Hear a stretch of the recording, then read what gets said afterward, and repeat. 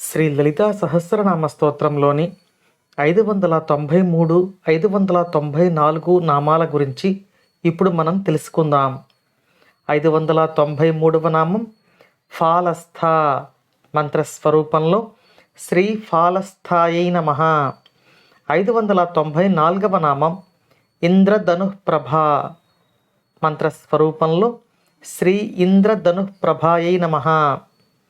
ఈ నామాలలో అమ్మవారిని ధ్యానం చేయవలసిన ఒక పద్ధతిని వసిన్యాది వాగ్దేవతలు మనకు తెలియచేస్తున్నారు. ఫాలస్థ అంటే మన యొక్క నుదురు భాగంలో అమ్మవారిని ధ్యానం చేయమని మనలను ఆదేశిస్తున్నారు. ఇంద్రధనుఃప్రభ అంటే అర్ధచంద్రాకారంలోని ధనస్సు యొక్క ఆకారం. ఇక్కడ 593వ నామంలో అమ్మవారిని భావించవలసిన స్థానాన్ని అంటే లలాటంలో ధ్యానించమని, 594వ నామంలో అమ్మవారిని భావించవలసిన రూపాన్ని అంటే దీపాకారంలో ధ్యానించమని చెబుతున్నారు.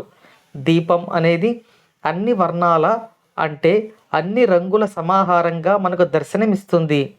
అంటే అమ్మవారిని బహువర్ణ స్వరూపంగా లలాటంలో ధ్యానం చేయమని ఈ రెండు నామాలు మనకు నిర్దేశిస్తున్నాయి. అంటే ఈ భాగంలో అమ్మవారిని దీపం యొక్క స్వరూపంలో భావించి ధ్యానించవలసి ఉంటుంది. అమ్మవారిని దీపస్వరూపంలో ధ్యానించాలి అంటే ఇక్కడ ఒక విశేషమైన అర్థాన్ని మనం తెలుసుకోవలసి ఉంటుంది. దీపం అనేది అగ్నివర్ణం. అమ్మవారు అగ్ని స్వరూపమై భాసిల్లుతున్నారు. కాబట్టి అగ్ని రూపంలో అమ్మవారిని పూజించడం విశేషమైన ఫలితాలను ప్రసాదిస్తుంది అని ఈ నామంలో సాధకులకు వసిన్యాది వాగ్దేవతలు తెలియచేస్తున్నారు. ఆజ్ఞాచక్రం పైన ఉన్న ప్రాంతం అంటే సహస్రారం వరకు చంద్రమండలంగా భావించి ధ్యానిస్తారు. ఆ చంద్రమండలంలో అత్యంత సూక్ష్మమైన అగ్నిగా అమ్మవారిని భావన చేయవలసిందిగా వసిన్యాది వాగ్దేవతలు ఒక సాధనాపరమైన రహస్యాన్ని మనకు తెలియచేస్తున్నారు. చంద్రమండలం అనేది శివుని యొక్క ఆవాసం. మూలాధారంలో అగ్ని స్వరూపంలో అమ్మవారు కొలువై ఉంటారు.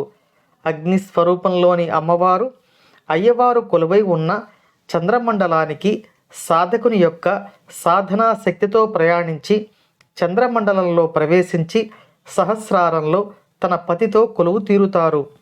అటువంటి తల్లిని సూక్ష్మమైన అగ్ని రూపంలో భావన చేసి ధ్యానించమని ఈ రెండు నామాలలో వసిన్యాది వాగ్దేవతలు మనకు సూచిస్తున్నారు. అర్ధచంద్రాకారంలో భావించి ధ్యానించాలి అంటే భువనేశ్వరీ దేవి బీజం అయిన హ్రీంకారాన్ని నుదుటి వద్ద కాంతి స్వరూపంలో ధ్యానించాలి అన్న ఉపాసనాపరమైన రహస్యాన్ని కూడా ఈ నామాలలో వసిన్యాది వాగ్దేవతలు మనకు తెలియచేస్తున్నారు. ఈ బీజమంత్రాన్ని గురువు గారి ప్రత్యక్ష ఉపదేశం లేనిదే మనం జపించడం ధ్యానించడం చేయరాదు. కేవలం ఈ నామాల యొక్క మంత్రస్వరూప జపంతో ధ్యానంతో మనం ఆ స్థితిని పొందవచ్చు అని వసిన్యాది వాగ్దేవతలు ఈ నామంలో మనకు తెలియచేస్తున్నారు. ఆ అమ్మవారి అనుగ్రహాన్ని మనందరిపై కోరుకుంటూ ఓం శ్రీమాత్రే నమః.